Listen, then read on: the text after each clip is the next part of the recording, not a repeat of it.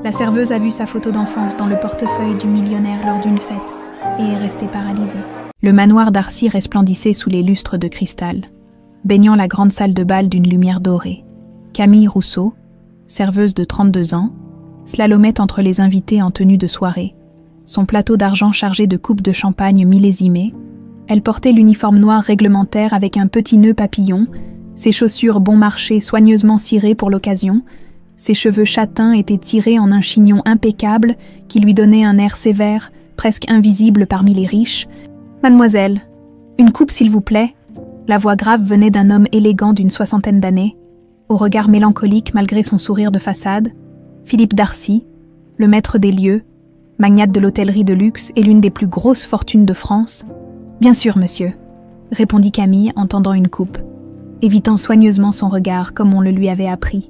Les riches n'aimaient pas qu'on les dévisage.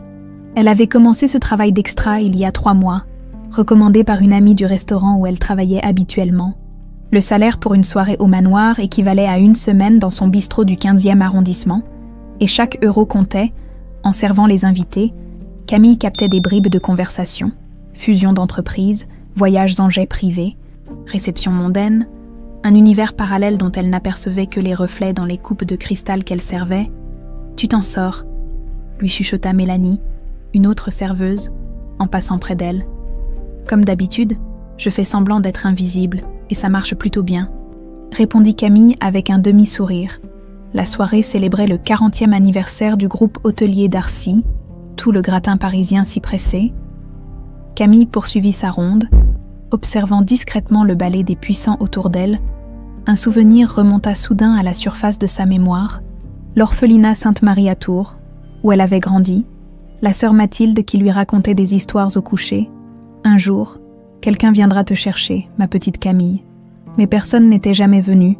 À 18 ans, elle avait quitté l'institution avec pour seul bagage un sac de vêtements usés et un bout de papier jauni. Camille, abandonnée, mars 1993. Elle secoua la tête pour chasser ses pensées. Ce n'était ni le lieu ni le moment. La réception battait son plein quand un mouvement brusque la fit sursauter. Philippe Darcy venait de laisser tomber quelque chose au sol. Son portefeuille en cuir noir avait glissé de sa poche et s'était ouvert en tombant, éparpillant quelques cartes et papiers sur le marbre poli. « Je m'en occupe, monsieur », dit automatiquement Camille en s'agenouillant pour ramasser les objets épars. Ses doigts s'arrêtèrent net sur une photographie. Une petite fille sur une balançoire en bois. Derrière elle, un champ de tournesol, robe blanche, cheveux châtains bouclés, grands yeux couleur miel. La petite riait aux éclats. Le temps sembla s'arrêter. Cette photo, cet enfant, ce visage, Camille connaissait ce visage. Elle le voyait chaque matin dans son miroir, en version adulte, certes, mais les traits étaient les mêmes yeux, le même sourire légèrement asymétrique, la même fossette au menton. « Mademoiselle, tout va bien !» La voix de Philippe Darcy la ramena brutalement à la réalité. Elle leva les yeux et rencontra son regard. Un regard couleur miel, exactement comme le sien. Le plateau d'argent lui échappa des mains et s'écrasa au sol dans un fracas métallique.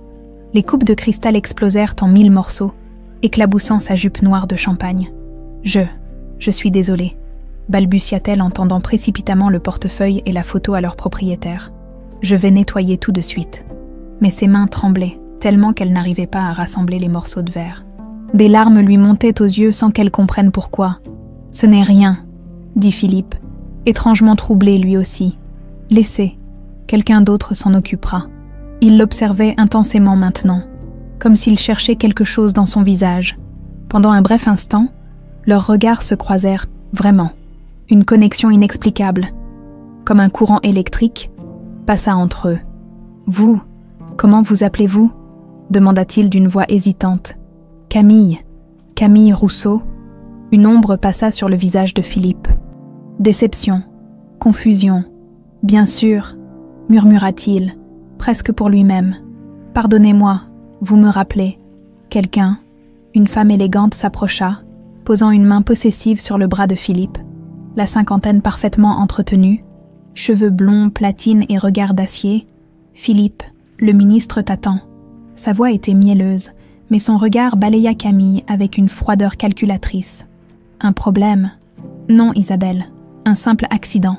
Il rangea précipitamment la photo dans son portefeuille. J'arrive dans un instant. La dénommée Isabelle jeta un dernier regard à Camille avant d'entraîner Philippe vers un groupe d'hommes en costume.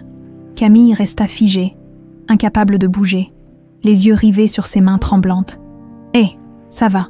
Mélanie était revenue, s'accroupissant près d'elle pour l'aider à ramasser les débris. « Tu es toute pâle. »« Oui, j'ai juste eu un vertige. Le chef va te tuer pour ses verres cassés. » « Je sais. » Mais étrangement, Camille s'en fichait. Son esprit tournait à toute vitesse. Cette photo, cette petite fille qui lui ressemblait tant, et ses yeux, les mêmes que les siens, le reste de la soirée passa comme dans un brouillard.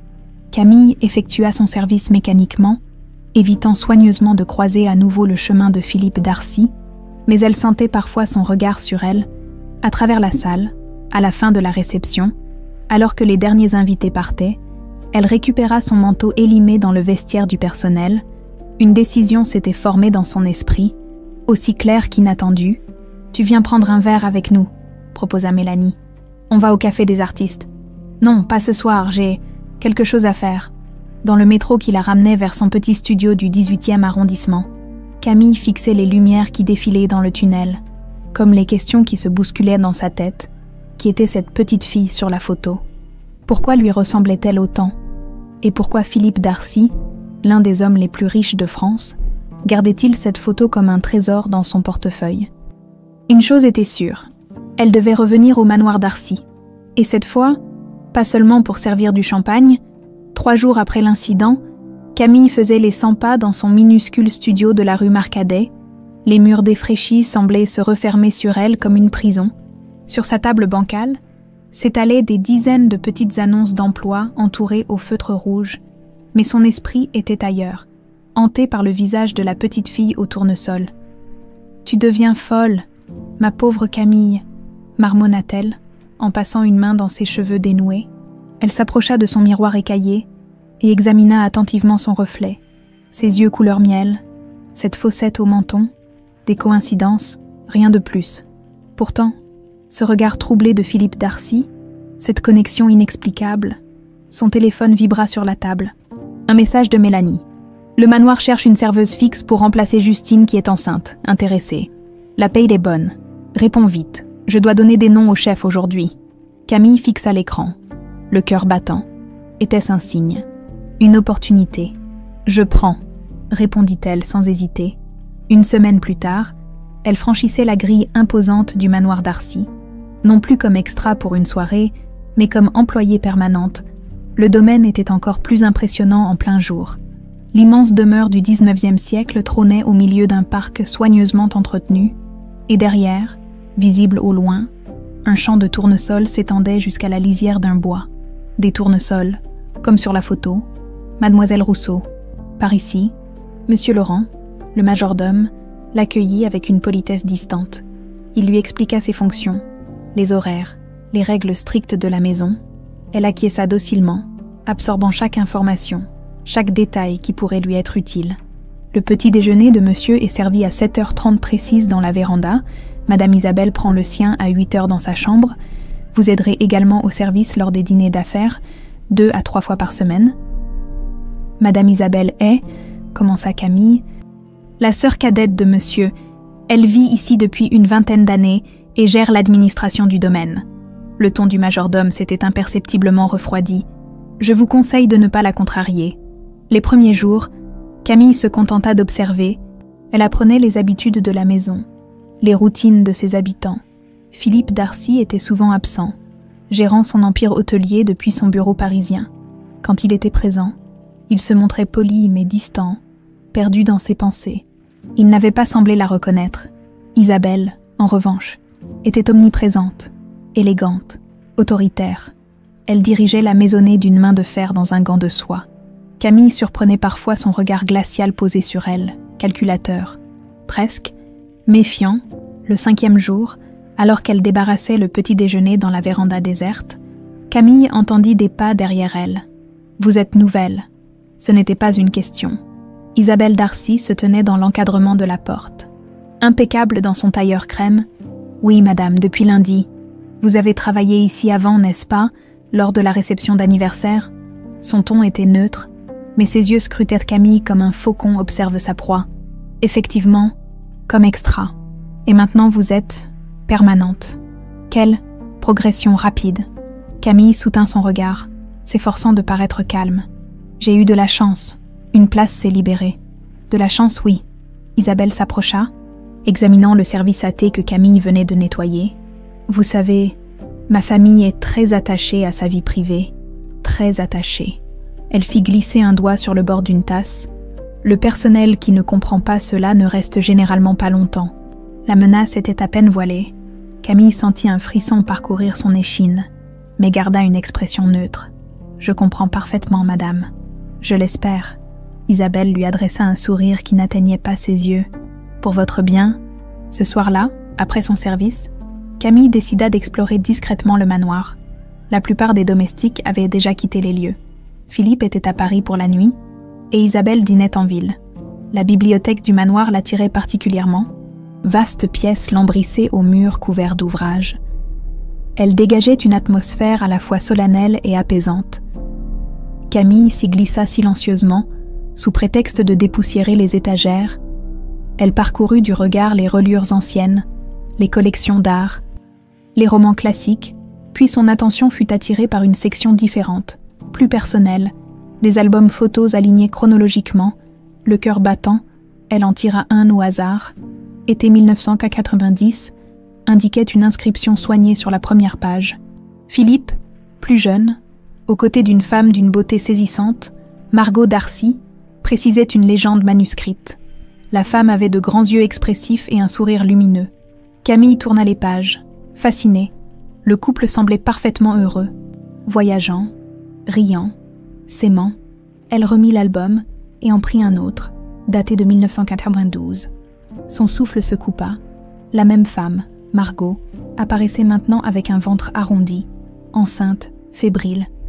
Camille chercha l'album suivant, printemps 1993.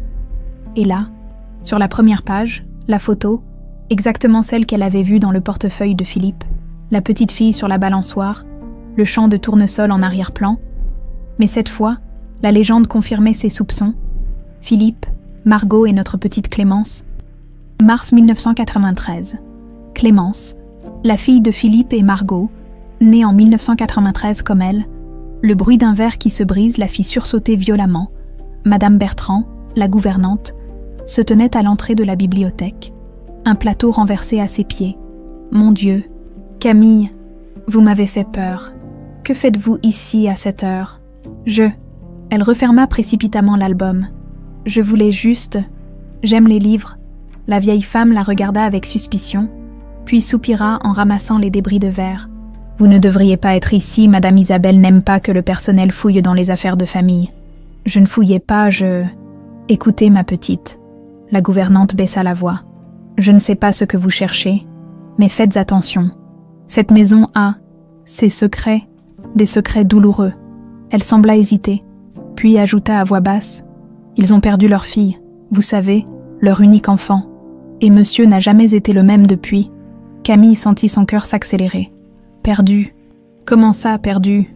Disparue, en 1993. Madame est morte peu après, dans un accident. Monsieur a passé des années à chercher sa fille, sans succès. Elle secoua la tête tristement. C'est Madame Isabelle qui l'a aidée à surmonter tout ça.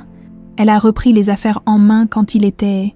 Au plus bas, Camille restait paralysée, l'information tourbillonnant dans son esprit.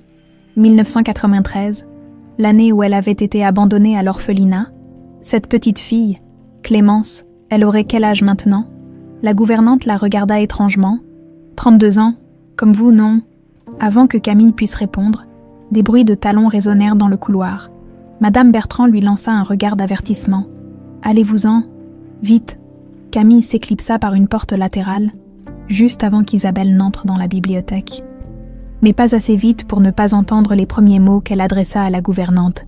Qu'est-ce que cette fille faisait ici, cette nuit-là, dans sa petite chambre sous les combles ? Camille ne put trouver le sommeil. Les pièces du puzzle commençaient à s'assembler, formant une image aussi incroyable qu'effrayante. Et si elle était Clémence Darcy, Et si elle n'avait jamais été abandonnée, mais volée? Et surtout, si Isabelle avait quelque chose à voir avec sa disparition, dans quel danger se trouvait-elle maintenant?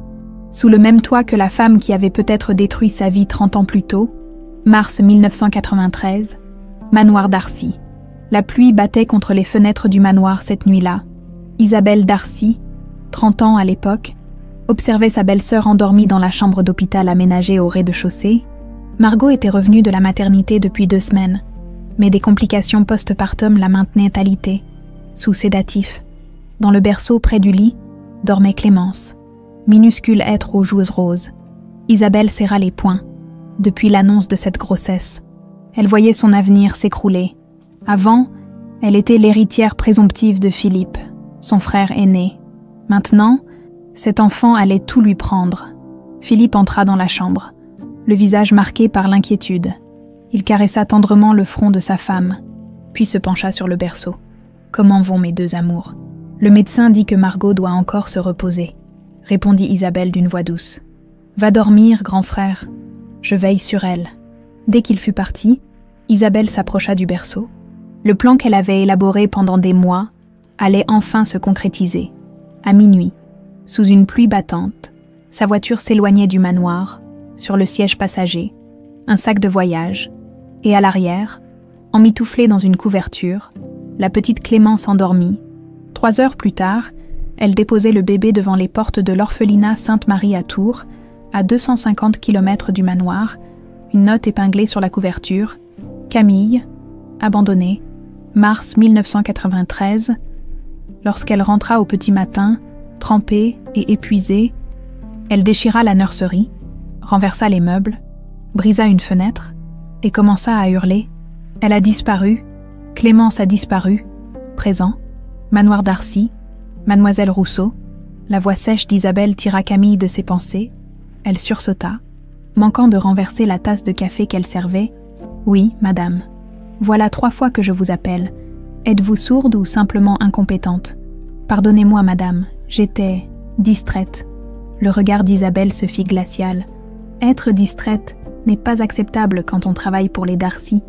Votre planning a été modifié. Vous êtes de service au pavillon de chasse ce week-end. Camille fronça les sourcils.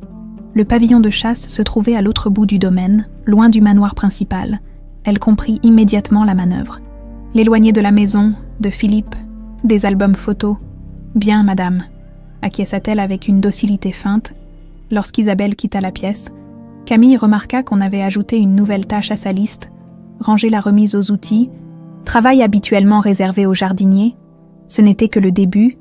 Dans les jours qui suivirent, son emploi du temps fut systématiquement modifié pour l'éloigner de la maison principale. Ses horaires devinrent irréguliers, ses tâches plus ingrates, une stratégie évidente pour la pousser à démissionner. Un matin, alors qu'elle nettoyait les vitres de la véranda, Camille aperçut Philippe qui marchait seul dans le jardin. Il s'arrêta devant un rosier en fleurs, le regard perdu dans le vide. Il semblait porter le poids du monde sur ses épaules.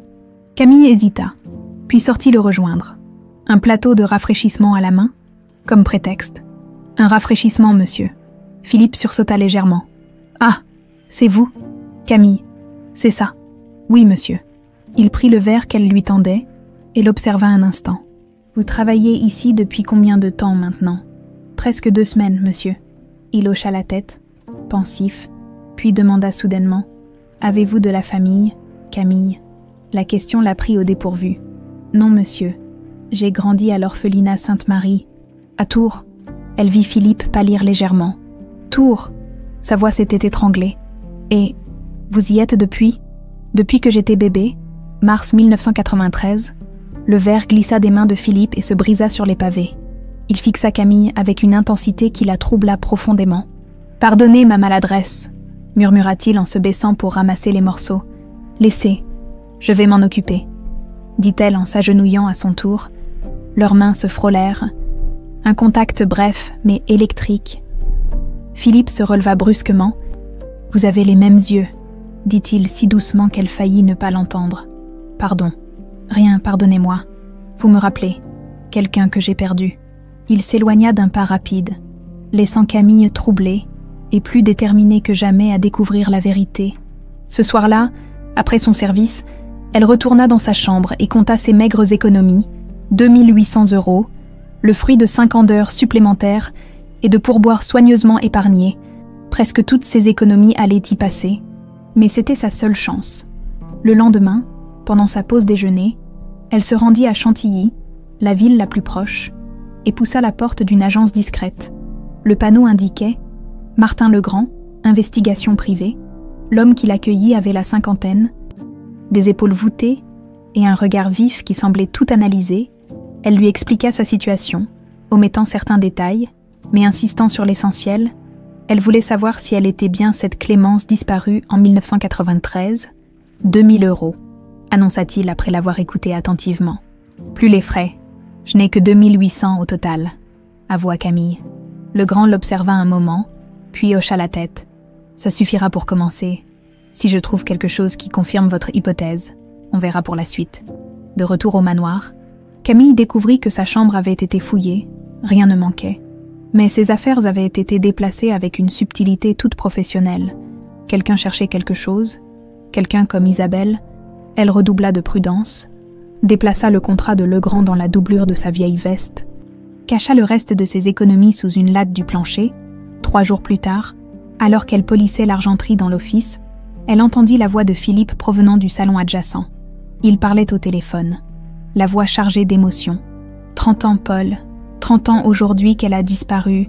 Non, je n'ai jamais cessé de chercher. Tu le sais bien, l'enquête officielle a été bâclée. Je suis convaincue qu'elle est vivante quelque part. Un silence.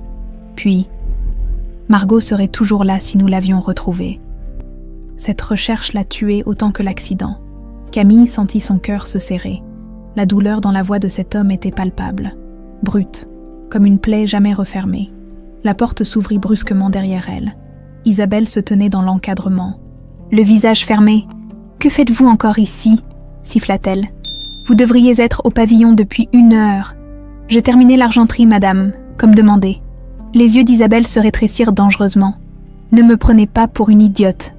Je vois comment vous le regardez, comment vous rôdez dans la maison. » Elle s'approcha, menaçante. « Vous n'êtes qu'une opportuniste, une vulgaire arriviste qui pense pouvoir s'immiscer dans notre famille. » Camille soutint son regard. « Je fais simplement mon travail. »« Madame. »« Vraiment ?» Isabelle eut un rire sans joie. « Alors pourquoi étiez-vous chez ce détective privé hier ?» Le sang de Camille se glaça dans ses veines. Isabelle la faisait suivre. « Écoutez-moi bien, petite intrigante. Quoi que vous cherchiez, vous ne trouverez rien. Et si vous persistez ?» Elle laissa sa phrase en suspens, la menace parfaitement claire. Ce soir-là, épuisée et anxieuse, Camille prit un thé dans la cuisine déserte. Elle sursauta quand la gouvernante, Madame Bertrand, s'assit en face d'elle. « Vous jouez avec le feu, ma petite, » dit-elle à voix basse. Isabelle peut être dangereuse quand elle se sent menacée. « Je ne la menace pas, » protesta faiblement Camille. « Non, » la vieille femme la dévisagea. « Vous lui ressemblez tellement.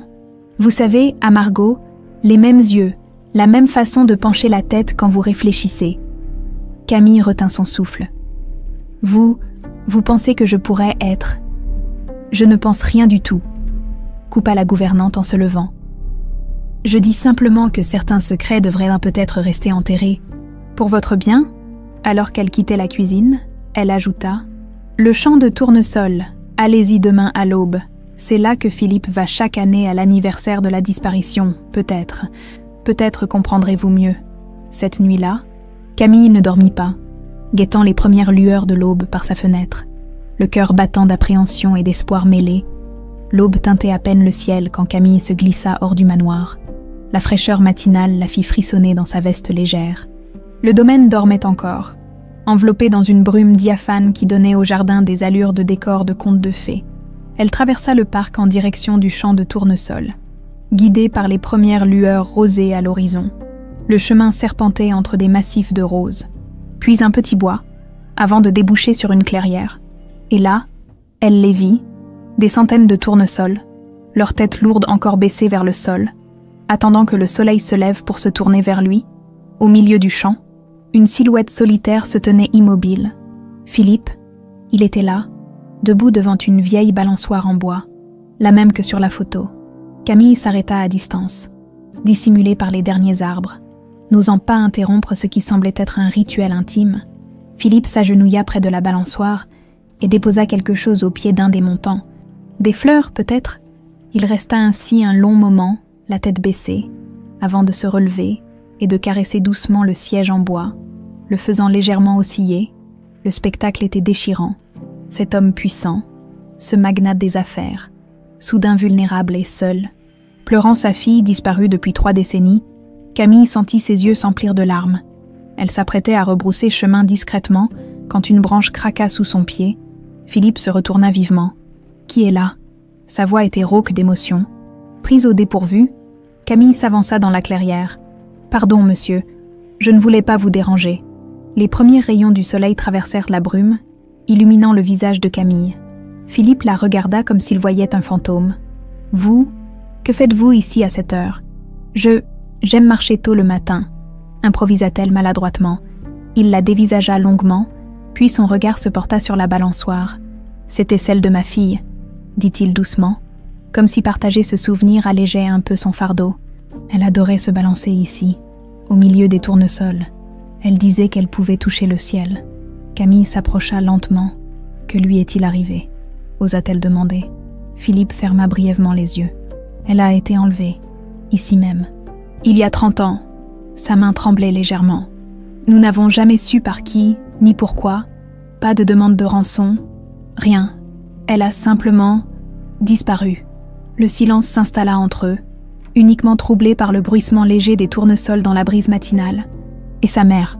demanda Camille, la gorge serrée. Une ombre passa sur le visage de Philippe. Margot n'a jamais accepté la disparition de Clémence. Elle a passé des mois à la chercher, négligeant sa propre santé. Et puis, un accident de voiture. Quelques mois après, les médecins ont dit qu'elle s'était endormie au volant, épuisée. Il se tourna vers Camille, les yeux brillants de larmes contenues. « Pourquoi est-ce que je vous raconte tout ça ? Parfois, il est plus facile de se confier à un étranger, » murmura Camille. « Vous n'êtes pas vraiment une étrangère, » répondit Philippe. « Vous me rappelez... » Le tintement lointain d'une cloche interrompit sa phrase. Le manoir s'éveillait. « Je devrais y aller, » dit Camille. « Mon service commence bientôt. » Philippe acquiesça. Puis, dans un geste qui la surprit, il toucha brièvement sa joue. « Merci d'avoir écouté un vieil homme ressasser ses chagrins. » Elle le regarda s'éloigner, le cœur battant, puis s'approcha de la balançoire, au pied du montant. Philippe avait déposé une petite poupée de chiffon, usée et décolorée par les années, un objet précieux conservé pendant 3 décennies. Camille effleura le siège de bois et fut submergée par une étrange sensation de déjà-vu, comme si son corps se souvenait de ce que son esprit avait oublié.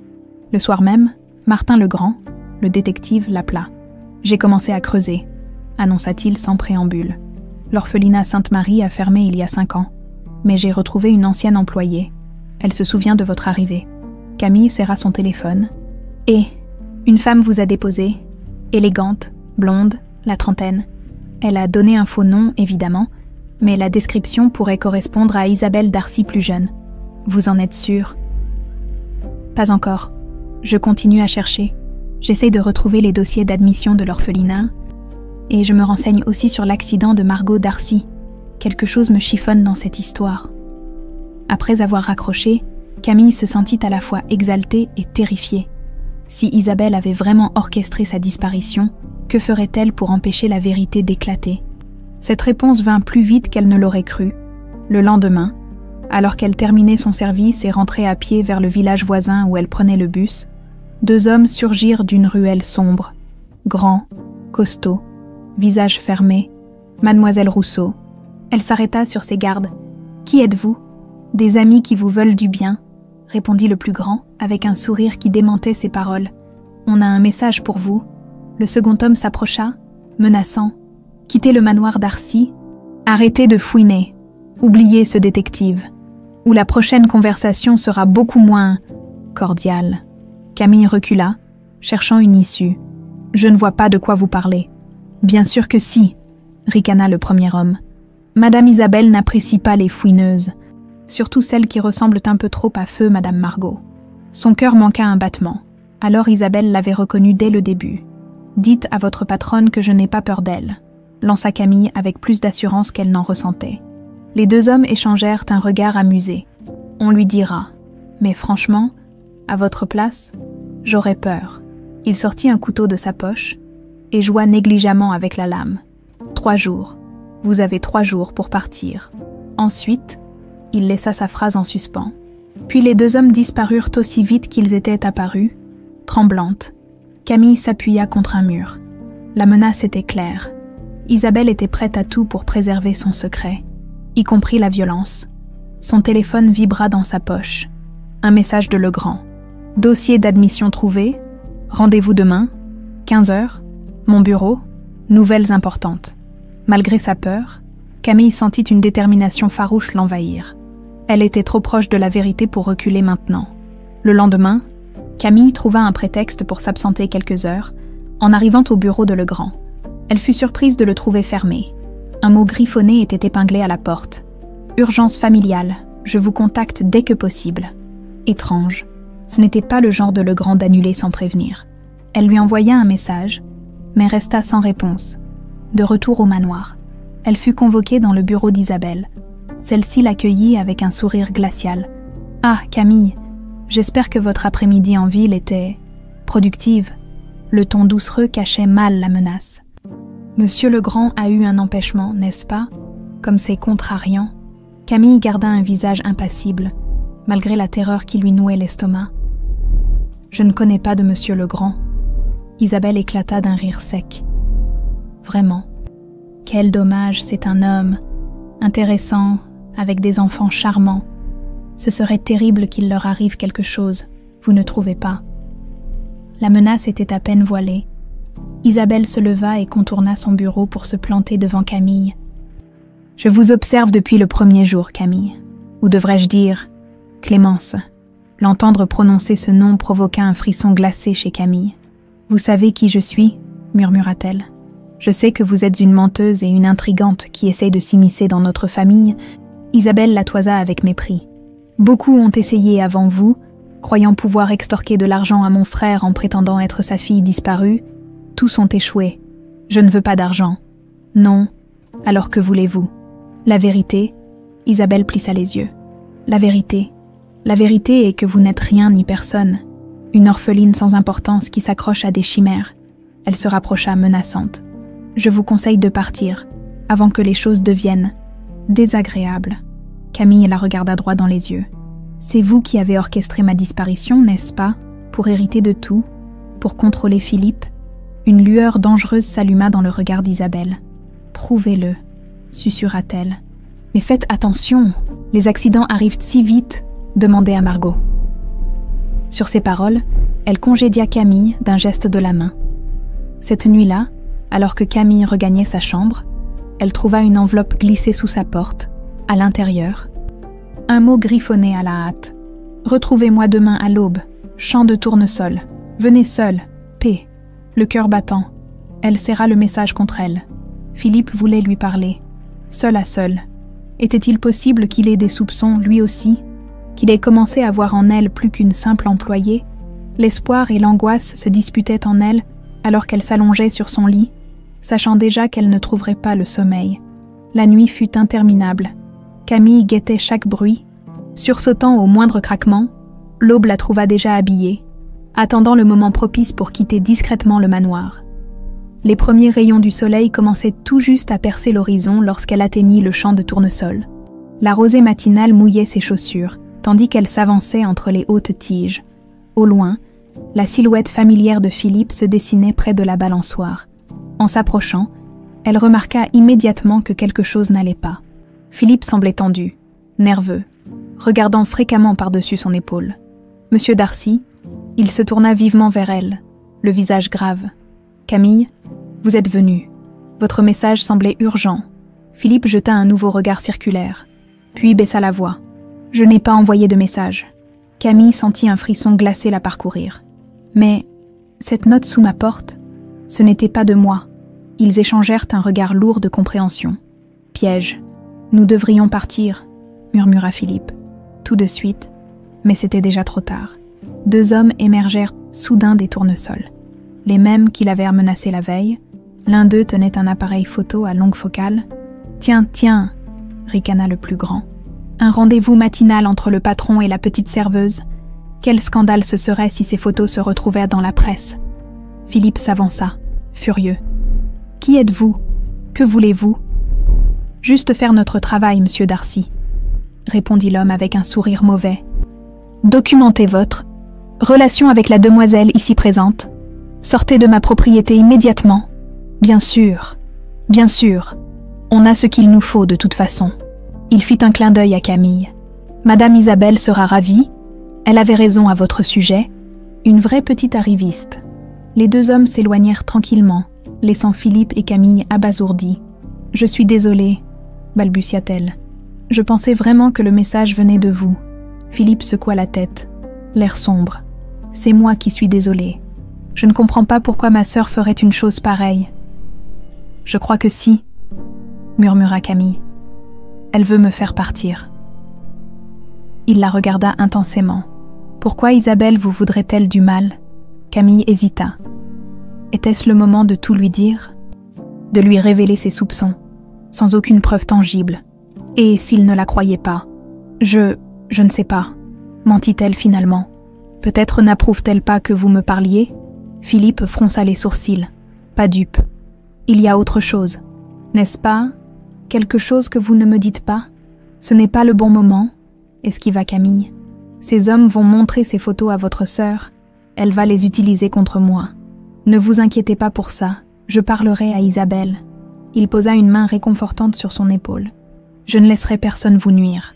Ce contact, si simple soit-il, déclencha une vague d'émotion en elle, une chaleur familière, comme si son corps reconnaissait ce que son esprit avait oublié. « Venez », dit doucement Philippe.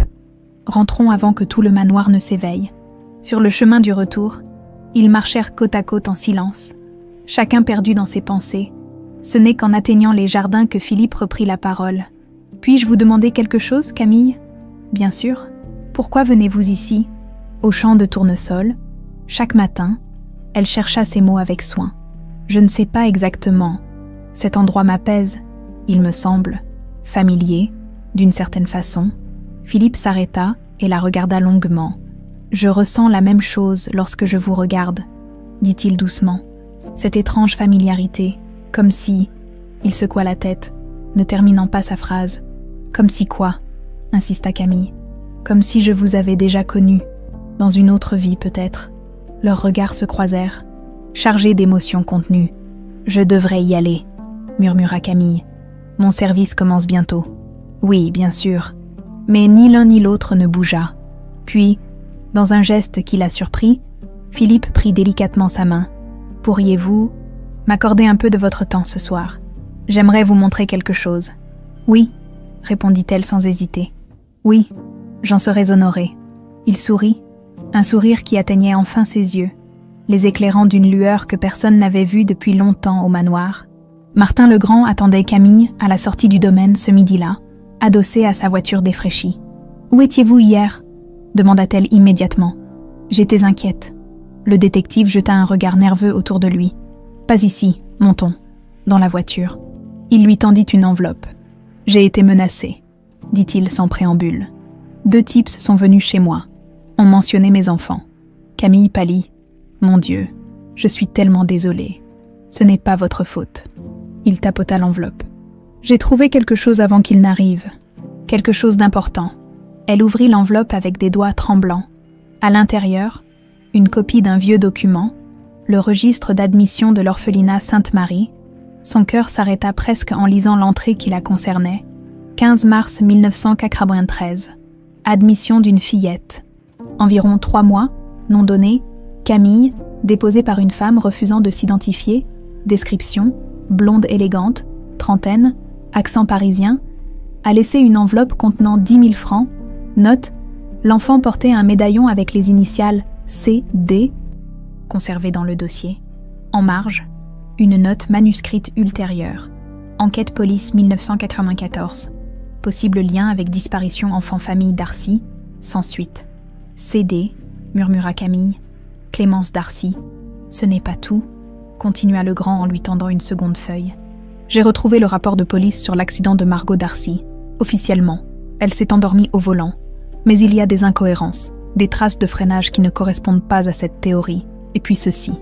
Il pointa un paragraphe. Un témoignage d'un routier. Véhicule sombre type berline suivant de près la voiture de la victime juste avant l'accident. N'a pas pu relever la plaque. Information jugée non pertinente par le commissaire en charge. Vous pensez que ce n'était pas un accident ? Demanda Camille, horrifiée. Je pense que rien n'a été vraiment vérifié à l'époque. Il hésita. Et il y a autre chose. Le commissaire qui a classé l'affaire a pris une retraite anticipée très confortable 6 mois plus tard. Une villa sur la Côte d'Azur.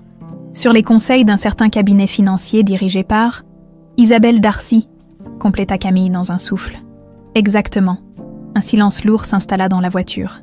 Qu'est-ce que je dois faire maintenant ? Demanda finalement Camille. Le grand la regarda gravement.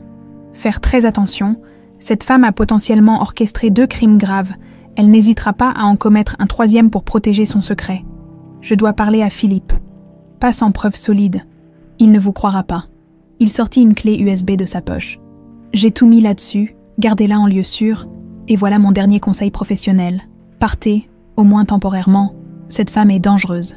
Camille serra la clé dans sa main. Je ne peux pas partir, pas maintenant. Alors soyez prudente, extrêmement prudente. Le soir venu, Camille retrouva Philippe dans son bureau.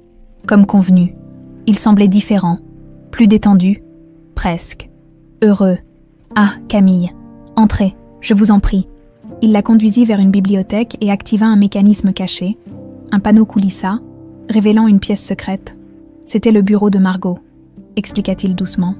Je l'ai gardé exactement tel qu'elle l'a laissé. Camille entra avec respect dans ce sanctuaire préservé depuis 30 ans.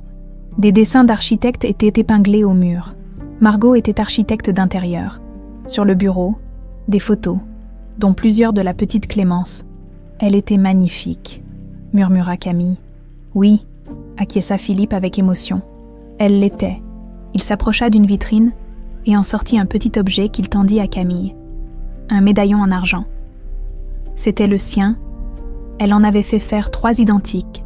Un pour elle, un pour moi et un pour Clémence. Camille l'ouvrit avec des doigts tremblants. À l'intérieur, une minuscule photo, Philippe et Margot enlacés, souriant. Elle voulait que Clémence l'ait toujours sur elle, pour ne jamais oublier que ses parents l'aimaient, même quand ils n'étaient pas physiquement présents. Camille sentit les larmes lui monter aux yeux. C'est magnifique. Vous pleurez ? Remarqua doucement Philippe en essuyant une larme sur sa joue. Pourquoi ces photos vous touchent-elles autant ?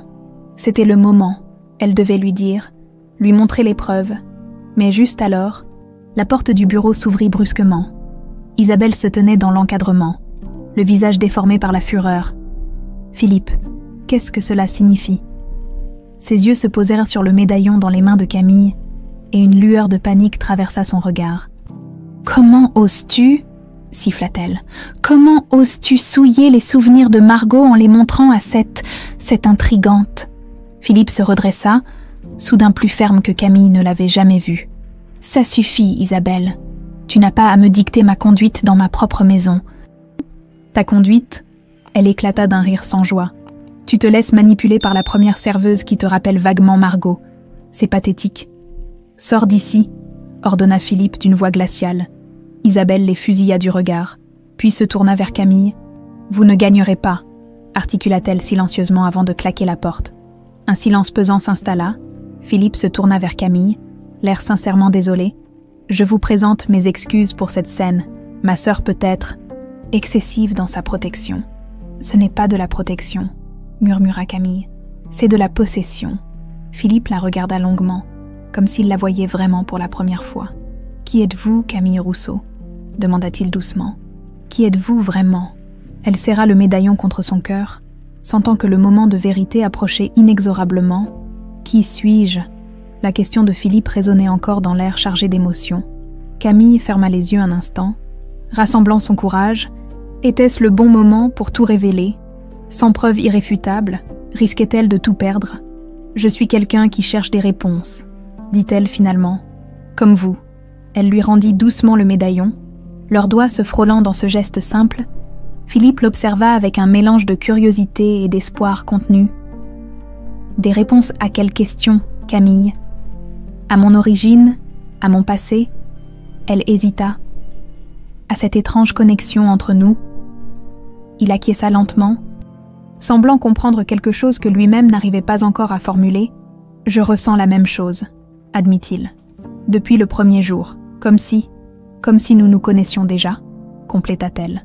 Un long silence s'installa, lourd de non-dits et de possibilités. Philippe rangea précieusement le médaillon et referma la porte du bureau secret. « Il se fait tard », dit-il doucement. « Nous devrions continuer cette conversation un autre jour, quand nous serons tous deux prêts. » Camille acquiesça, comprenant qu'il avait besoin de temps, que tous deux en avaient besoin. « Bonne nuit, monsieur Darcy. »« Philippe », corrigea-t-il avec un sourire timide. « Appelez-moi Philippe. » Martin Legrand l'attendait le lendemain matin à leur point de rendez-vous habituel. Une aire de repos déserte à mi-chemin entre le manoir et Chantilly. Son visage habituellement impassible trahissait une excitation mal contenue. « J'ai trouvé quelque chose », annonça-t-il sans préambule en lui tendant une enveloppe usée. Quelque chose d'énorme. Camille l'ouvrit avec des doigts tremblants. À l'intérieur, des photocopies de documents jaunis. Le registre complet des effets personnels qu'elle avait avec elle lors de son arrivée à l'orphelinat. Page 3, indiqua Legrand. Camille tourna fébrilement les pages et s'arrêta net. Listé parmi ses effets personnels, un médaillon en argent avec initiales CD à l'intérieur, photo d'un couple, conservé dans le coffre de l'établissement. Son cœur s'emballa. Le médaillon de Clémence. Exactement, et ce n'est pas tout. Legrand sortit une autre feuille de sa sacoche. J'ai retrouvé la personne qui était de garde à l'orphelinat la nuit où vous avez été déposée, sœur Mathilde. Elle a quitté les ordres depuis, mais elle se souvient parfaitement de cette nuit. Il lui tendit un témoignage écrit. Elle confirme que la femme qui vous a déposée correspond à la description d'Isabelle Darcy. Mais surtout, elle se rappelle qu'il y avait autre chose avec vous. Une lettre scellée que cette femme a laissée à contre-cœur, insistant pour qu'elle ne vous soit remise que si vous reveniez chercher vos effets personnels après vos 18 ans. Une lettre? Camille sentit son souffle se couper. Qu'est-elle devenue? Voilà le plus extraordinaire. Elle existe toujours. Legrand sortit un papier officiel. J'ai obtenu une ordonnance du juge pour que l'orphelinat, ou plutôt l'administration qui a repris ses archives, vous la remette. Elle vous attend à cette adresse, aujourd'hui à 14h.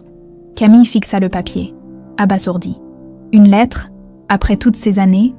Je ne sais pas ce qu'elle contient, prévint Legrand.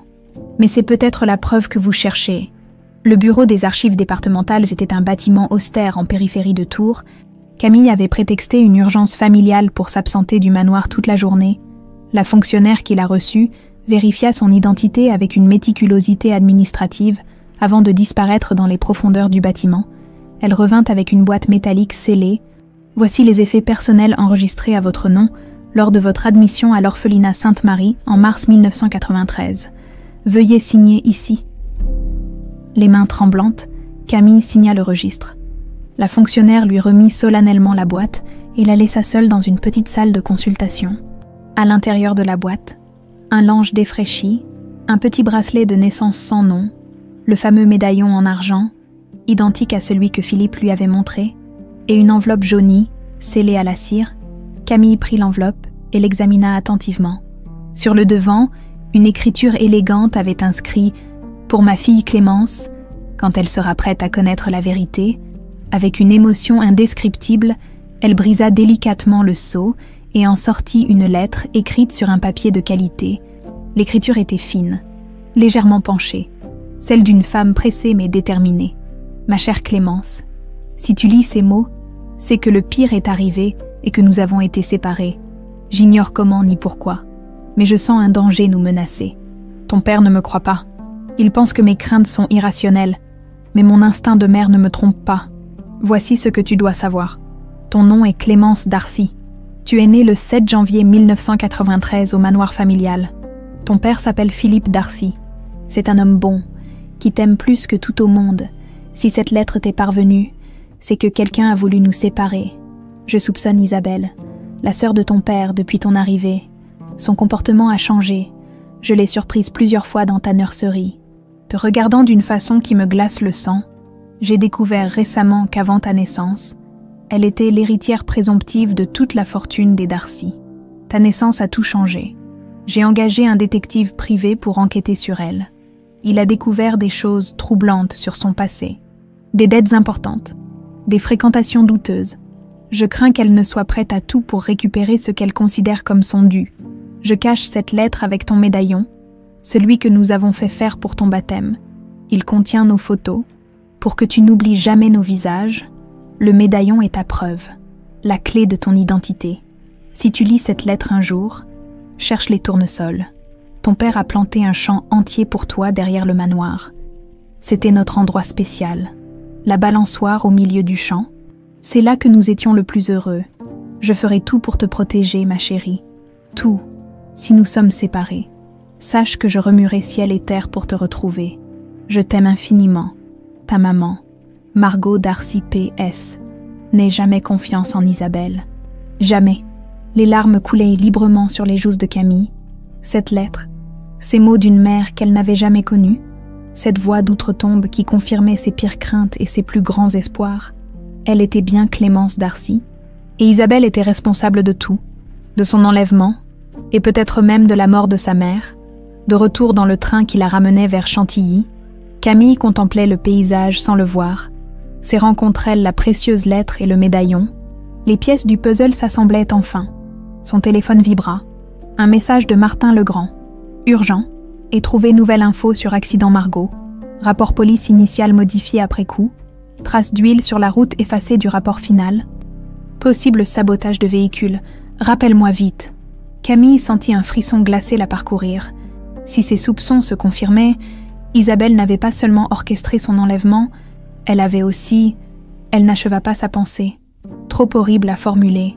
Sa mère n'était pas morte dans un simple accident. Elle avait été assassinée. Le train entrait en gare de Chantilly, quand son téléphone sonna à nouveau. C'était Philippe. Camille. Sa voix semblait tendue. « Où êtes-vous » ? « Dans le train. »« J'arrive bientôt. Un problème. » Un silence. Puis, « Isabelle a fouillé votre chambre. Elle a trouvé les documents du détective. » Le sang de Camille se glaça dans ses veines. « Elle est furieuse, » continua Philippe. « Elle vous accuse de choses terribles, d'être une escroc, de vouloir m'extorquer de l'argent en prétendant être... » Il ne termina pas sa phrase, mais Camille comprit. « Philippe, je peux tout expliquer. J'ai des preuves maintenant, des preuves irréfutables. » Quelles preuves ? Une lettre de Margot et le médaillon de Clémence, celui qu'elle portait le jour de son enlèvement. Un long silence suivit. « Venez directement à mon bureau quand vous arriverez, » dit finalement Philippe. « Par l'entrée de service, ne parlez à personne, surtout pas à Isabelle. J'arrive dans 1 heure. » Elle raccrocha, le cœur battant. Le moment de vérité approchait enfin. Dans quelques heures, elle pourrait prouver à Philippe qui elle était vraiment, sa fille, Clémence. Mais Isabelle était acculée, et donc plus dangereuse que jamais. Jusqu'où serait-elle prête à aller pour protéger son secret ? Camille regarda par la fenêtre du train les champs qui défilaient, sentant que sa vie basculait inexorablement vers une confrontation dont l'issue changerait tout à jamais. Le train filait à travers la campagne française, mais pour Camille, le temps semblait s'être figé. La lettre de Margot reposait contre son cœur, preuve tangible de son identité, tandis que le médaillon pesait dans sa poche, témoin silencieux de 30 années de mensonges.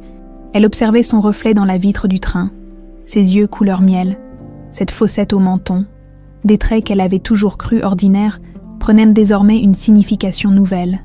Elle n'était plus Camille Rousseau, l'orpheline sans histoire.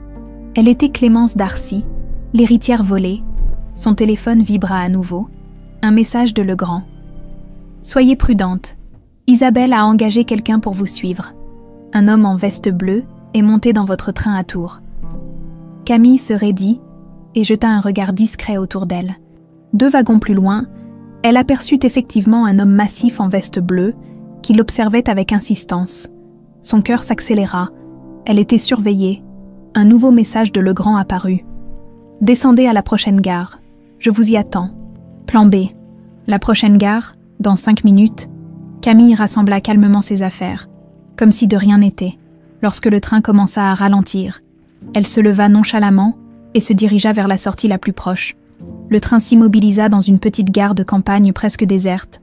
Camille descendit rapidement et repéra immédiatement la silhouette familière de Legrand, près d'une vieille Peugeot. Du coin de l'œil, elle vit l'homme en veste bleue se précipiter vers la porte. Mais le chef de gare siffla le départ au même moment. Les portes se refermèrent avant qu'il ne puisse descendre. « Vite !» dit le grand en lui ouvrant la portière. « Ça ne le retardera pas beaucoup. Il descendra à la prochaine station et reviendra. » Ils s'éloignèrent rapidement, empruntant des routes secondaires à travers bois et champs. « Où allons-nous » demanda Camille. « À la gendarmerie de Senlis » répondit le grand. « J'ai un contact là-bas, un ancien collègue. Il a accepté de vous rencontrer officieusement pour examiner les preuves. » Camille serra plus fort son sac contenant la lettre et le médaillon. « Vous pensez qu'ils pourront faire quelque chose ? Peut-être. L'enlèvement d'enfants est imprescriptible. Si nous pouvons prouver qu'Isabelle vous a kidnappé, elle sera arrêtée. Quant à la mort de votre mère, c'est plus compliqué. Nous avons des soupçons. Mais peu de preuves concrètes. La route serpentait à travers la forêt.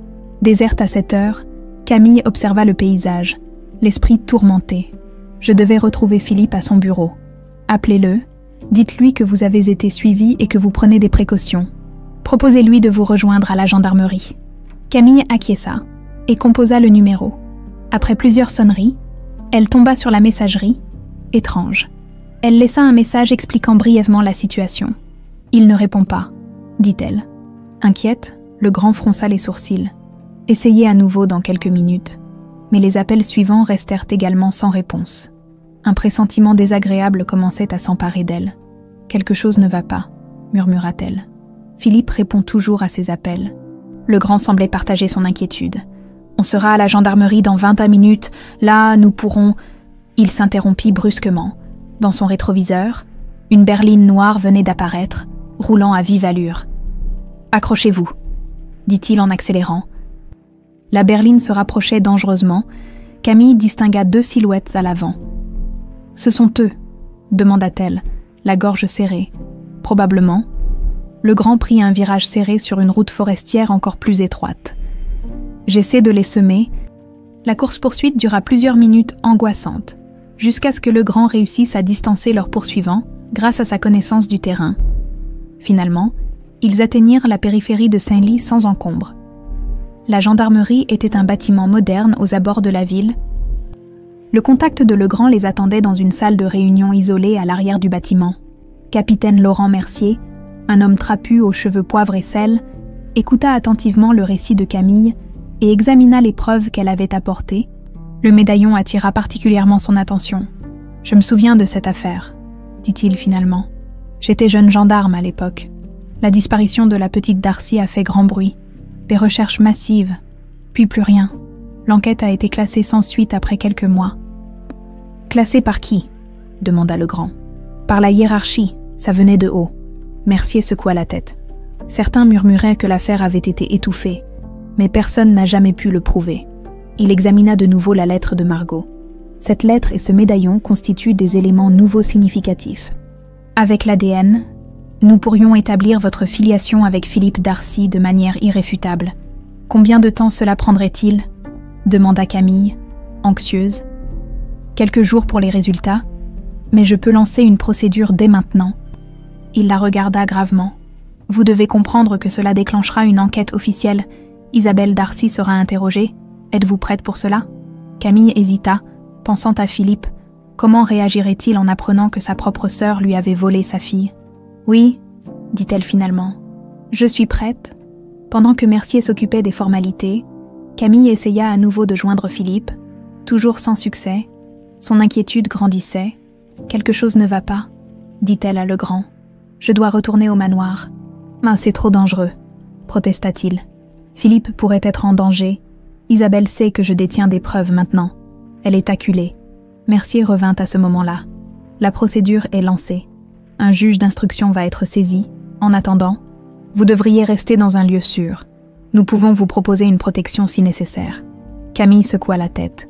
Je dois retourner au manoir, Philippe, mon père, pourrait être en danger.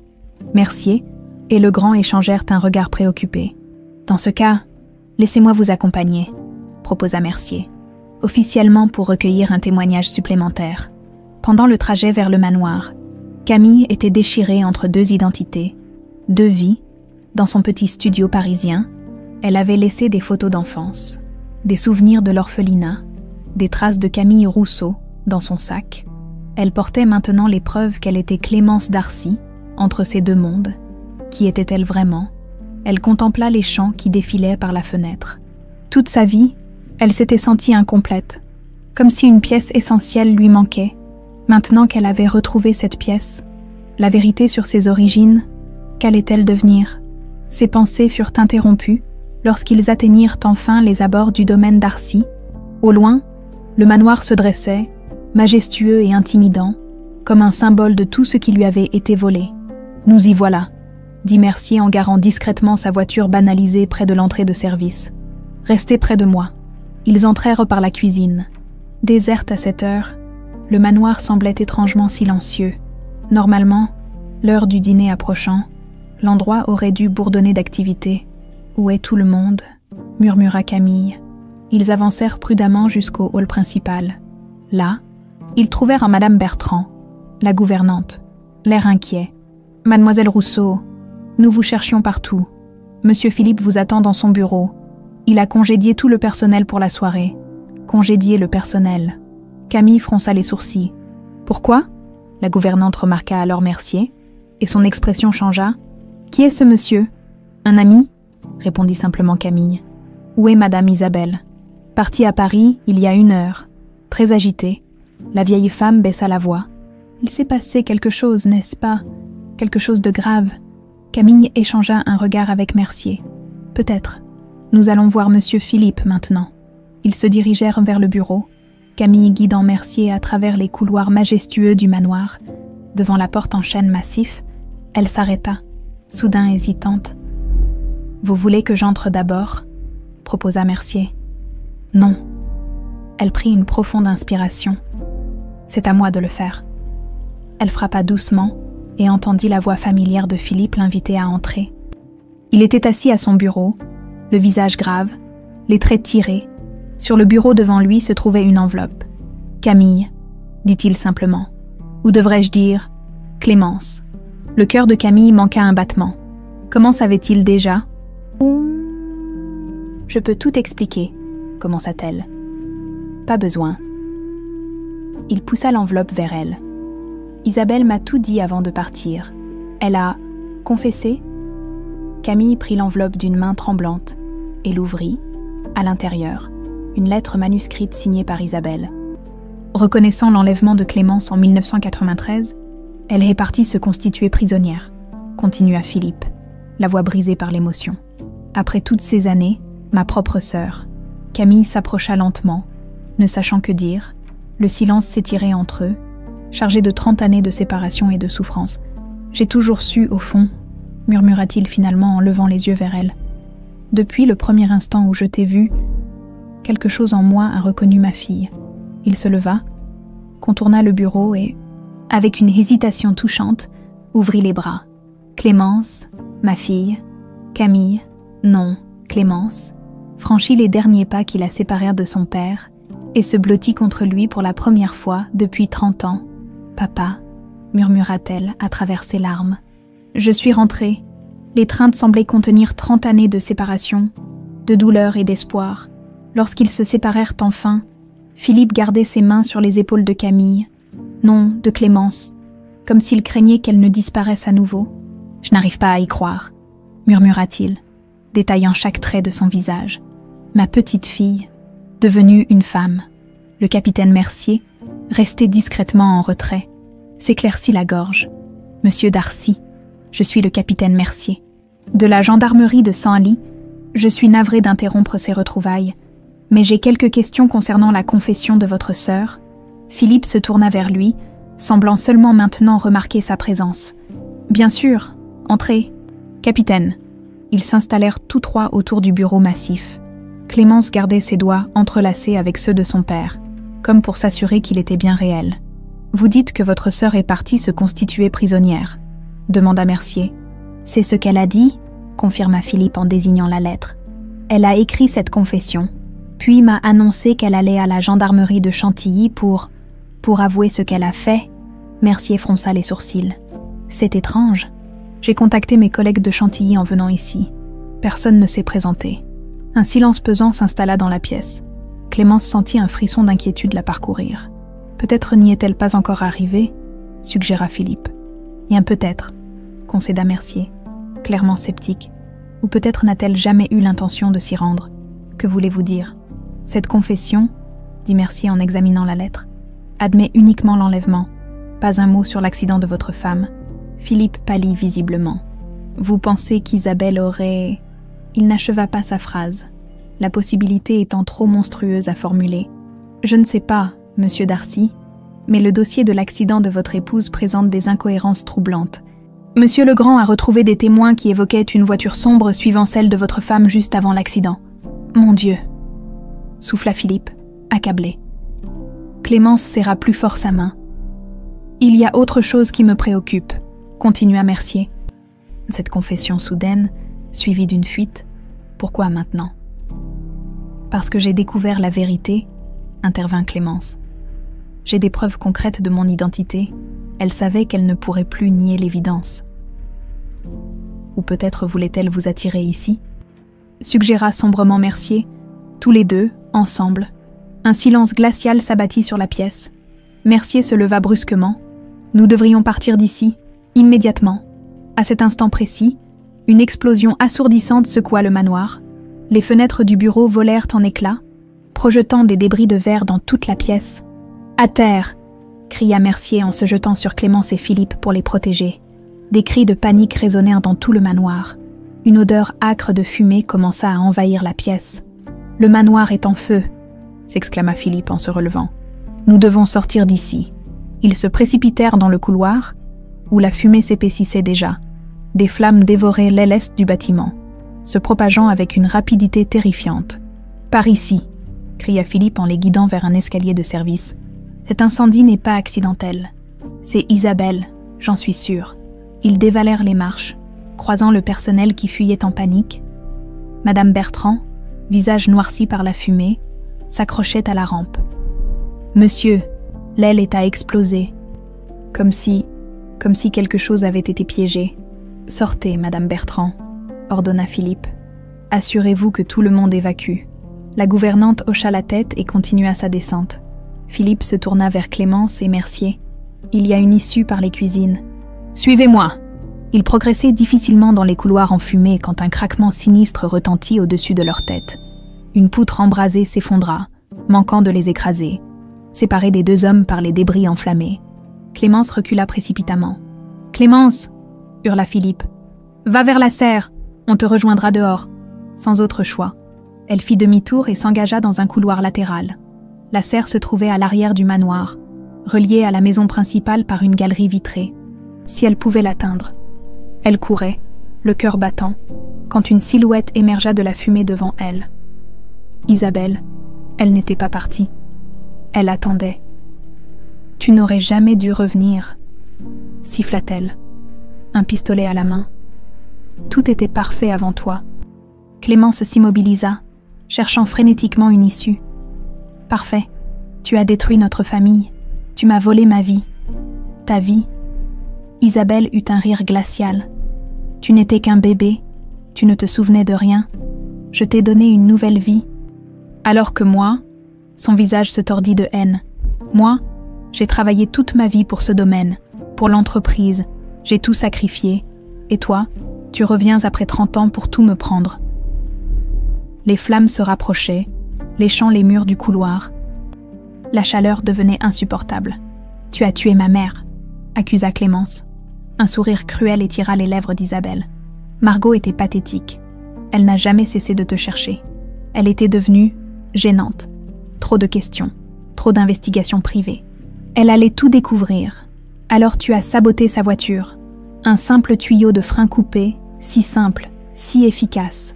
Isabelle haussa les épaules, comme si elle parlait d'une banalité. Comme cet incendie, personne ne soupçonnera rien. Un court-circuit dans une vieille demeure. Si tragique, le milliardaire et sa fille récemment retrouvés, morts dans les flammes. Elle leva son arme, la pointant droit sur Clémence.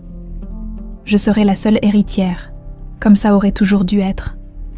Clémence recula lentement, son dos heurta une table. À tâtons, ses doigts rencontrèrent un objet lourd, un vase en cristal. « Tu ne t'en sortiras pas cette fois, Isabelle. La police sait tout. »« La police » ricana Isabelle. « Tu parles de ce capitaine de province. Ne t'inquiète pas pour lui. Mes hommes s'en occupent. » À cet instant, un bruit de lutte et un coup de feu retentirent à l'étage inférieur. Isabelle tourna brièvement la tête vers la source du bruit. C'était la distraction dont Clémence avait besoin. D'un geste vif, elle projeta le vase de toutes ses forces. Il frappa Isabelle en pleine tête, la faisant vaciller. Le pistolet tomba au sol. Sans hésiter, Clémence se jeta sur l'arme et la pointa vers sa tante. « C'est fini, Isabelle. » La furie qui déformait le visage d'Isabelle se transforma en un sourire dément. « Tu crois ?» Elle sortit un petit détonateur de sa poche. « J'ai piégé tout le manoir. Un dernier cadeau de ta chère tante. » Avant que Clémence ne puisse réagir, Isabelle pressa le bouton. Une nouvelle explosion, plus violente encore, ébranla les fondations du manoir. Le plafond commença à s'effondrer. Clémence plongea sur le côté, évitant de justesse une poutre enflammée. Lorsqu'elle se releva, Isabelle avait disparu dans un nuage de poussière et de fumée. « Clémence !» La voix de Philippe lui parvint, étouffée par le vacarme de l'incendie. « Papa, par ici !»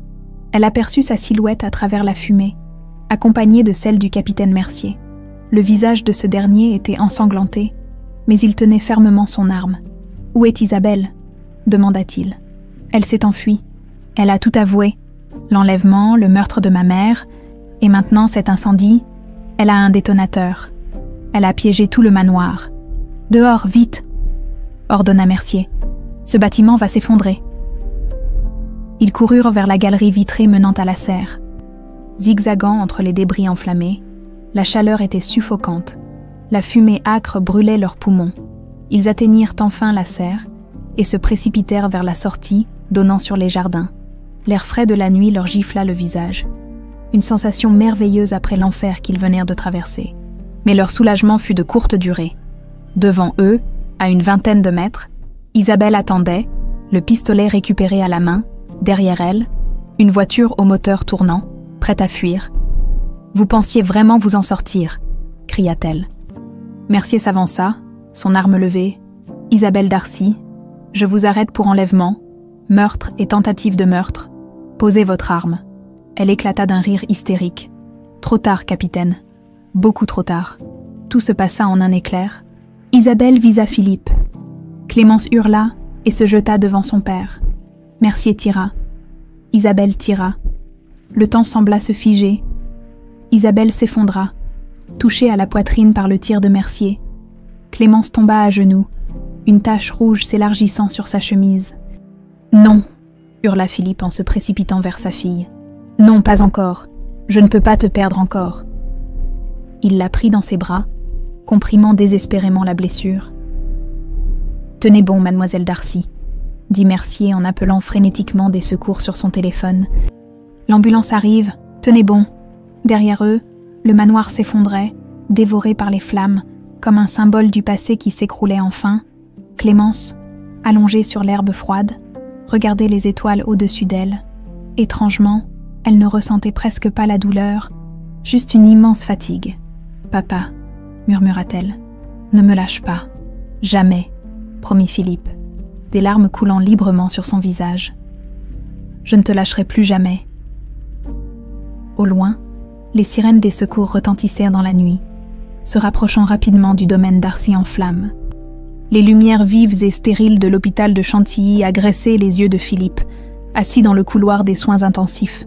Il fixait ses mains tachées du sang de sa fille, 30 ans à la chercher, quelques jours à la retrouver, et maintenant, il risquait de la perdre à nouveau. L'ironie cruelle du destin le frappait de plein fouet. Le capitaine Mercier s'approcha, 2 cafés à la main. Son visage portait encore les traces de l'affrontement. Un pansement au front et des égratignures sur la joue. « Des nouvelles ?» demanda-t-il en tendant un gobelet à Philippe. « Elle est toujours au bloc. » Sa voix était rauque d'avoir trop crié, trop pleuré. La balle a frôlé le cœur. Mercier s'assit à côté de lui, silencieux un moment. « Et Isabelle ?» demanda finalement Philippe, prononçant ce nom comme s'il lui brûlait la langue. Elle n'a pas survécu à ses blessures. Mercier hésita. Avant de mourir, elle a fait une confession complète. L'enlèvement de Clémence, le meurtre de votre femme, l'incendie, tout. Philippe ferma les yeux, assailli par une vague de douleur qui n'avait rien de physique. Ma propre sœur, comment ai-je pu ne rien voir pendant toutes ces années? Elle était très habile, dit doucement Mercier. D'après sa confession, elle avait planifié l'enlèvement pendant des mois. Elle vous a manipulé, vous a maintenu dans un état de dépendance émotionnelle tout en prenant progressivement le contrôle de vos affaires. J'étais aveuglé par le chagrin. Philippe secoua la tête. Après la disparition de Clémence, puis la mort de Margot, je n'étais plus que l'ombre de moi-même. Isabelle allait été mon ancre, mon soutien, du moins c'est ce que je croyais. Un silence s'installa, uniquement troublé par l'activité feutrée de l'hôpital. Philippe repensait aux 30 années écoulées, cherchant des signes qu'il aurait dû voir, des indices qu'il avait négligés. Nous avons retrouvé son journal, reprit Mercier. Dans un coffre-fort à son appartement parisien, elle y détaillait tout.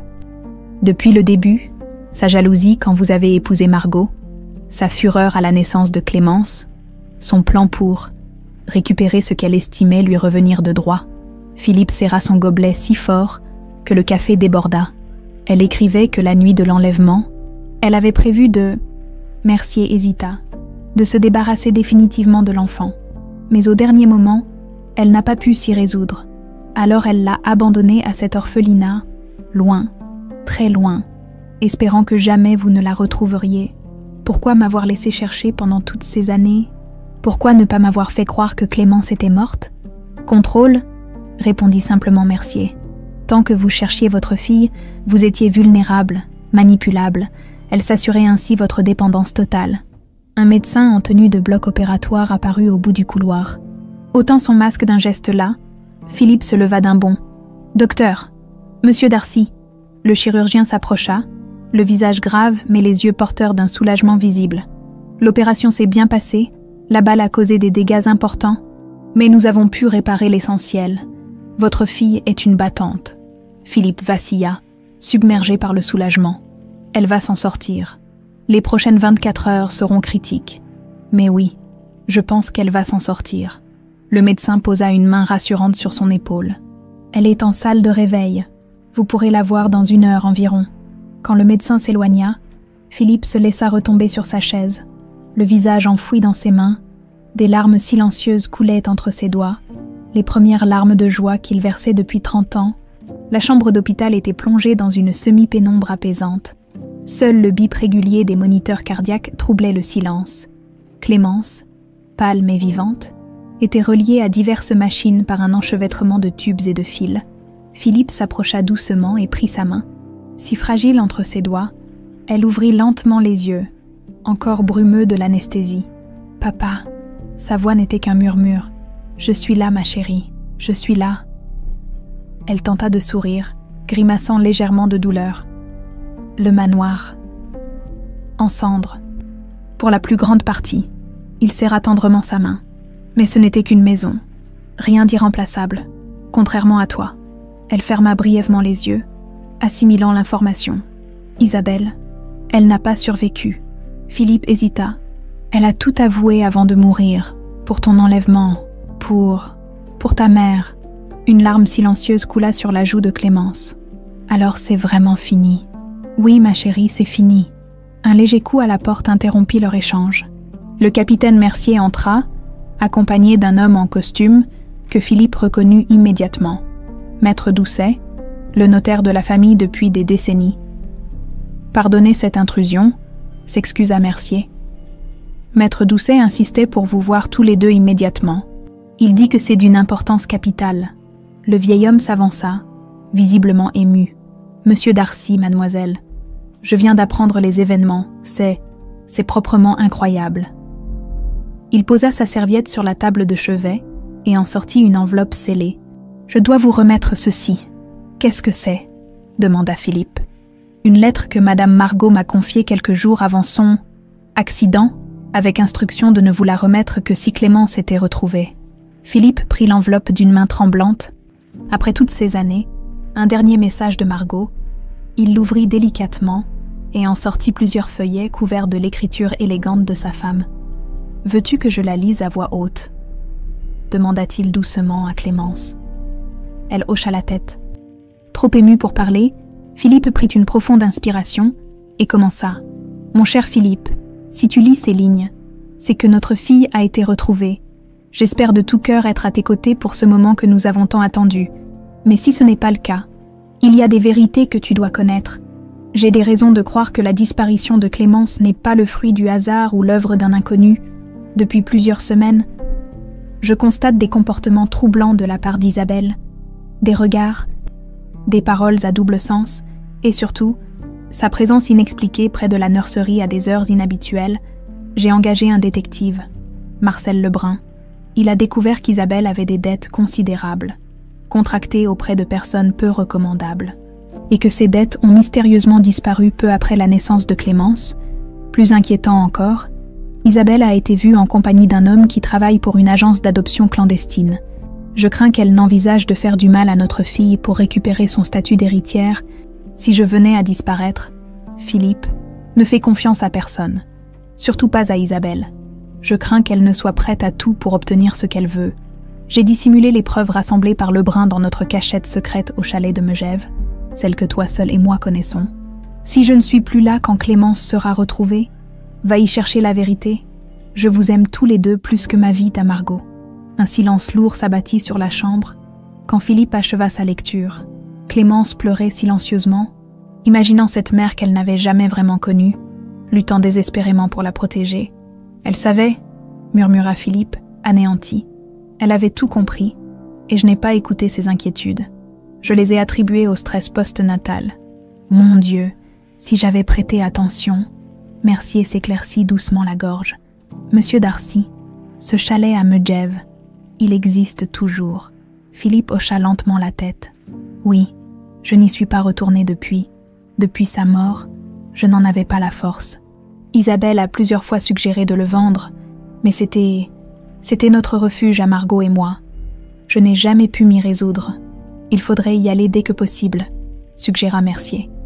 Si ces preuves existent encore, elles pourraient être cruciales pour comprendre toute l'étendue des actions d'Isabelle. Non, Clémence serra faiblement la main de son père. Nous irons ensemble, murmura-t-elle. Quand je serai rétablie, c'est un voyage que nous devons faire tous les deux. Philippe acquiesça, les larmes aux yeux. Il se pencha et déposa un baiser sur le front de sa fille.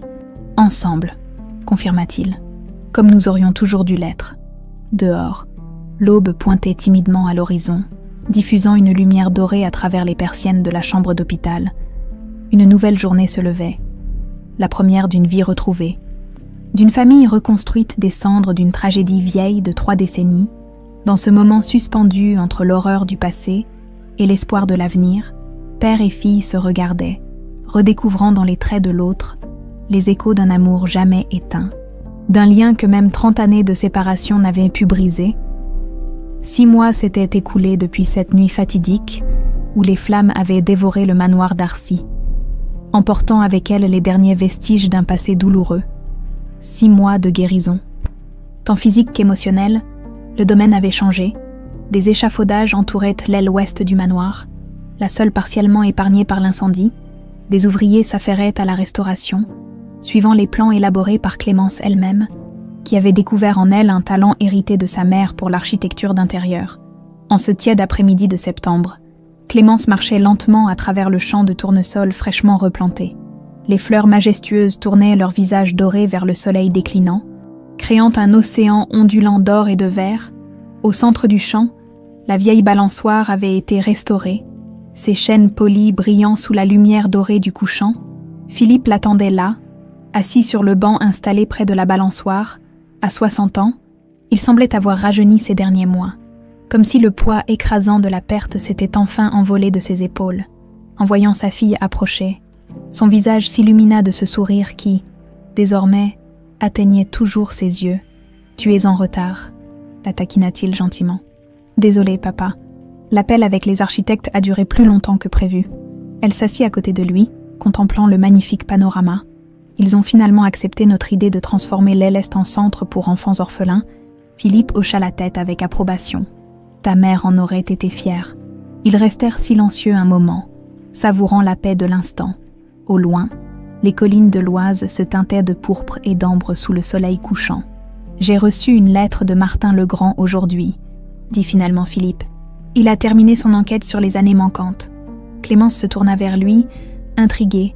Depuis sa convalescence, ils avaient chargé le détective de reconstituer les événements qui avaient suivi son enlèvement, comment Isabelle avait arrangé son placement à l'orphelinat, comment elle avait ensuite orchestré l'accident de Margot, et il a confirmé ce que nous soupçonnions. Isabelle avait un complice à l'orphelinat, un certain frère Antoine, qui a falsifié les registres pour brouiller les pistes, et pour l'accident de Margot, Philippe soupira profondément. Isabelle a effectivement payé un mécanicien pour saboter les freins de sa voiture. Clémence ferma brièvement les yeux, assimilant ces vérités douloureuses mais nécessaires. Et le chalet de Megève, les documents que maman y avait cachés, ils ont été versés au dossier judiciaire. Philippe sortit une enveloppe de sa veste. Mais le juge m'a autorisé à garder ceci. C'était parmi les effets personnels de ta mère conservés au chalet. Il lui tendit un petit carnet relié de cuir bleu. Son journal intime. Oui, les dernières entrées datent de quelques jours avant l'accident. Je pensais que tu voudrais le lire, pour la connaître un peu mieux. Clémence prit le carnet avec révérence, caressant sa couverture usée. Merci. Un autre silence s'installa entre eux, mais sans malaise. Un silence de partage et de compréhension mutuelle. « Comment va Marie ?» demanda finalement Philippe, changeant délicatement de sujet. Marie était la petite fille de 8 ans que Clémence avait commencé à parrainer à l'orphelinat de Tours, celui-là même où elle avait grandi. Un lien s'était rapidement créé entre elles, merveilleusement bien. Le visage de Clémence s'illumina. Ses résultats scolaires s'améliorent, et elle adore les cours de piano que nous lui avons offerts. Tu penses toujours à l'adoption ? Oh, oui. Elle sourit timidement. J'ai déposé la demande officielle la semaine dernière, vu les circonstances et mon histoire personnelle. L'assistante sociale pense que le dossier sera traité favorablement. Philippe lui prit la main. Tu feras une mère formidable. Tu sais, j'espère. Elle hésita. Je veux lui donner ce que j'ai perdu. Une famille, un foyer, la sécurité et un grand-père gâteau, ajouta Philippe avec un clin d'œil. Ils rirent ensemble, ce son joyeux s'élevant au-dessus des tournesols comme une prière de gratitude. Qu'en est-il de l'entreprise ? Demanda Clémence. Le conseil d'administration s'est réuni aujourd'hui, non ? Le visage de Philippe s'assombrit légèrement. Oui, certains membres remettent en question ma décision de te nommer vice-présidente. Ils estiment que tu manques d'expérience, ce qui est parfaitement vrai, admit-elle sans amertume. Peut-être, mais tu as une vision, une intégrité et une compassion que beaucoup d'entre eux ont perdu depuis longtemps. L'entreprise a besoin de sang neuf, de valeurs renouvelées. Il serra sa main plus fort. Et puis, c'est ton héritage. Clémence regarda les tournesols se balancer doucement dans la brise du soir. Mon véritable héritage, papa, ce n'est pas l'argent ou les hôtels Darcy, c'est ceci. Elle désigna le champ doré, la balançoire, leur lien retrouvé. Ce que nous reconstruisons ensemble. Philippe acquiesça, ému. À propos de reconstruction. Clémence hésita. J'ai pensé que, pour la chambre principale de l'aile ouest, nous pourrions utiliser les croquis originaux de maman. J'ai trouvé ces dessins dans les archives que nous avons récupérées du chalet. J'aimerais beaucoup ça, murmura Philippe. Un léger tintement attira leur attention. La balançoire oscillait doucement dans la brise, comme animée par un fantôme bienveillant. « Elle est avec nous, tu sais, » dit doucement Philippe. « Ta mère, je la sens parfois, surtout ici, parmi les tournesols. » Clémence se leva et s'approcha de la balançoire. D'un geste hésitant, elle s'y assit, sentant le bois poli sous ses doigts. Une sensation étrange de déjà-vu l'envahit. Non pas un souvenir précis, mais une impression, une empreinte émotionnelle gravée dans son âme d'enfant. « Je me souviens de sa voix », murmura-t-elle, surprise. Pas distinctement, mais la sensation qu'elle procurait, douce, rassurante, elle me chantait quelque chose. « Au clair de la lune », compléta Philippe, les yeux brillants de larmes. C'était votre rituel du soir. Elle te berçait ici sur cette balançoire, en te chantant cette comptine. Clémence ferma les yeux, laissant la balançoire osciller doucement. Dans ce mouvement familier, quelque chose en elle se reconnecta. Un fragment de sa première enfance. Préservé malgré les années et les traumatismes, le soleil déclinait à l'horizon, baignant le champ de tournesol d'une lumière ambrée. Philippe s'approcha et s'assit sur la balançoire à côté de sa fille. Ensemble, ils contemplèrent le spectacle apaisant des fleurs dorées, se balançant dans la brise du soir. « J'ai décidé de changer officiellement mon nom », annonça soudain Clémence. « Je resterai toujours un peu Camille Rousseau. C'est une partie de mon histoire que je ne veux pas effacer. Mais légalement, je veux reprendre mon vrai nom, Clémence Darcy. » Philippe passa un bras autour de ses épaules. « Ta mère aurait aimé ça. J'ai une autre idée aussi, » continua-t-elle. « Pour la fondation que nous créons, au lieu de l'appeler simplement Fondation Darcy, je pensais à Fondation Margot Darcy, dédiée à l'aide aux enfants orphelins et aux familles séparées. »« C'est parfait, » approuva Philippe, la voix nouée par l'émotion. Le dernier rayon de soleil caressait les tournesols, créant un tableau vivant d'or et d'ombre. Père et fille, silhouette paisible sur la vieille balançoire, semblaient en faire partie intégrante de cette toile mouvante. « Tu sais ce qui est étrange ?» dit doucement Clémence après un moment. « Pendant toutes ces années à l'orphelinat, puis seule à Paris, j'ai toujours été attirée par les tournesols. Je n'ai jamais compris pourquoi. Je m'arrêtais devant chaque fleuriste qui en exposait. J'en achetais dès que je pouvais me le permettre. L'âme se souvient de ce que l'esprit oublie, murmura Philippe. Ils restèrent ainsi jusqu'à ce que les premières étoiles apparaissent dans le ciel violacé, deux âmes enfin réunies, deux vies qui reprenaient à leur cours naturel après 3 décennies d'errance séparée. Dans le bruissement apaisant des tournesols, ils pouvaient presque entendre un écho lointain, la douce mélodie d'une comptine chantée par une voix aimante, le rire d'une petite fille sur une balançoire, la promesse d'un amour que ni le temps ni la mort n'avaient pu effacer.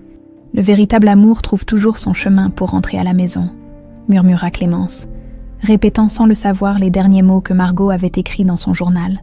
Et dans ce champ de tournesol baigné par la lumière mourante du jour, père et fille sûrs que, malgré toutes les souffrances endurées, ils avaient enfin trouvé leur chemin vers la maison, vers la paix, vers la guérison, vers l'amour qui les attendait patiemment depuis 30 ans.